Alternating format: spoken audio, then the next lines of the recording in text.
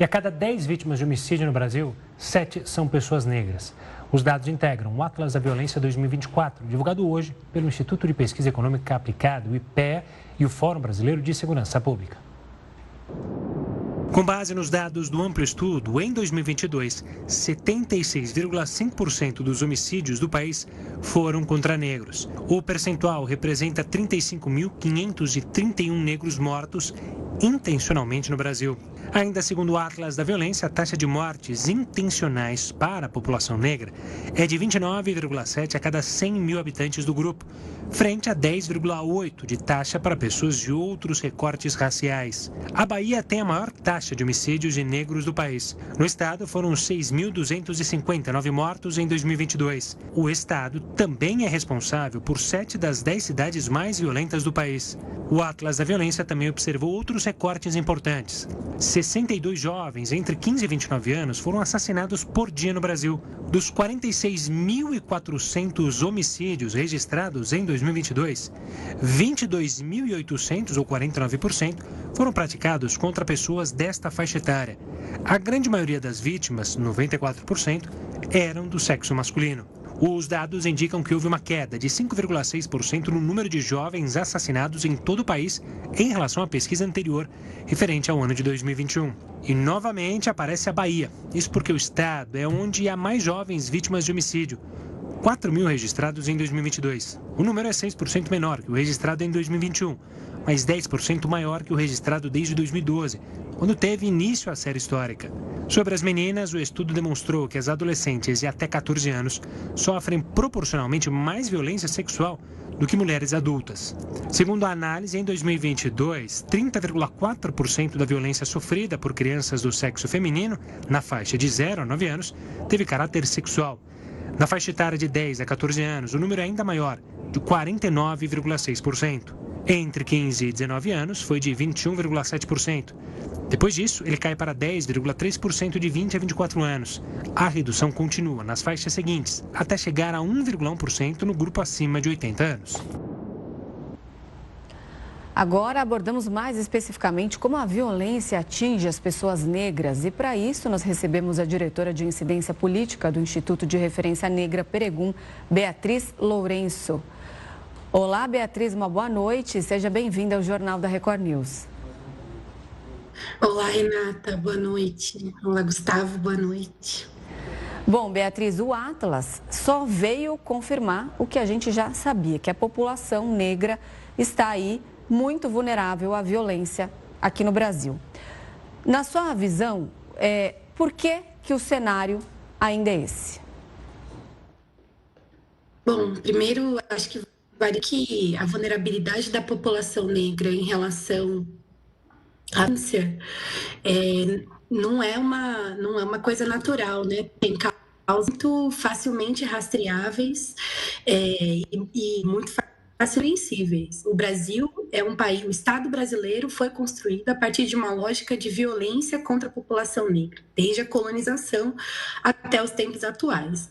Identificado o problema, né, pelo menos da abolição, o Brasil não soube a políticas públicas que conseguissem reverter a desigualdade da população negra brasileira em relação à população de uma forma geral.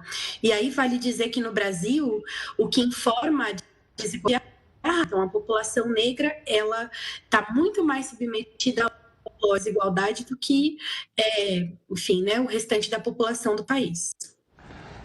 Beatriz, no levantamento aparece até uma pequena redução. Na sua avaliação, essa redução de fato houve por algum tipo de política pública que de fato funcionou, ou ela está mais numa margem de erro, porque houve menos confronto em determinadas regiões e isso acabou amenizando o número de mortes? Uma redução tão ínfima que é muito difícil fazer uma discussão sobre ela. Quando a gente pensa em políticas públicas que a gente precisa acreditar que elas sejam capazes de apresentar resultados do que essa diminuição tímida de, enfim, menos de entre 1 e 2, muito pouco para a gente conseguir fazer uma discussão aprofundada sobre para isso. Mas se eu pudesse fazê-la, né, se eu pudesse dizer, olha, quem hoje no Brasil são os maiores responsáveis da letalidade policial ou pela redução da violência contra a população negra, eu diria que seria as próprias organizações negras, a sociedade civil organizada, que vem historicamente pautando políticas públicas que sejam capazes de reduzir a violência, tem denunciado, né, o perfilamento dessa violência, tem evidenciado que enquanto a gente não apresentar soluções de políticas públicas efetivas que envolvam distribuição de recurso, a gente não vai conseguir avançar na redução real desses números, né? Então, essa redução é muito tímida, é difícil discutir sobre ela e é preciso que, inclusive, essa redução tímida, ela denuncia a inefetividade dessas políticas, né? Porque, enfim, se assim não fosse, a gente teria outros números ou discutindo em cima de outros números. Essa é uma série histórica de pelo menos 10 anos.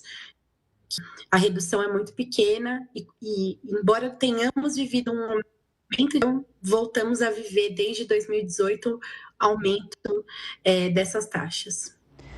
Beatriz, você falou aí dos últimos 10 anos, justamente esse índice que me chamou muita atenção, porque nos últimos 10 anos, uma pessoa negra foi assassinada a cada 12 minutos, isso mesmo, a cada 12 minutos. E você está dizendo aí, falando em relação a políticas públicas, como o governo, então, junto com a sociedade civil, pode se envolver em políticas públicas, criar campanhas para criar aí um ambiente mais seguro para a população negra? Ótimo. Eu vou trazer reivindicações que foram consolidadas a partir de estudos, a partir, enfim, né, da avaliação política de propostas que deram certo localizadas aqui no Brasil ou, enfim, em experiências internacionais. Acho que a primeira coisa que eu preciso dizer é que o próprio Atlas, ele traz um elemento da gente a olhar para os caminhos. Ele diz o seguinte: a escolaridade é um fator importante para a proteção da população negra, sobretudo a juventude negra, homens negros, né, que são as maiores vítimas de violência. Você garantir que essa juventude, que esses jovens negros frequentem a escola, você garantir um ambiente escolar, mantenha esse aluno na escola, você garantir políticas públicas de manutenção desses alunos nas escolas, certamente é um fator decisivo. Mas acho que vale dizer que esses dados de violência, eles precisam ser também separadamente. Por exemplo, quando a gente olha para os violência policial, a gente precisa relembrar que hoje, no Brasil, a gente vai discutir, vive sob intensa discussão em relação ao uso de câmeras nas fardas do polícia, que é uma política que reduz a letalidade policial, né? A experiência no estado de São Paulo diz isso nesse momento. Acho que a gente precisa identificar, entender que é preciso inverter a prioridade da política de segurança pública brasileira. A prioridade da política de segurança pública no Brasil precisa ser a defesa da vida. E para isso, né, a gente não pode acreditar que é só garantir que polícia na rua evita essas taxas de letalidade tão altas. Não, é uma rede de políticas públicas, de garantia a direitos, de garantia a manutenção das pessoas da juventude negra, sobretudo dos meninos negros, no ambiente escolar. A gente precisa garantir controle da atividade policial, a partir do Ministério Público, a partir dos órgãos competentes para isso. A gente precisa ter esses dados que o Atlas apresenta como dados que vão alimentar a política de segurança pública.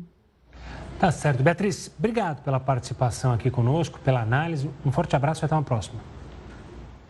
Obrigada, Gustavo. Boa noite.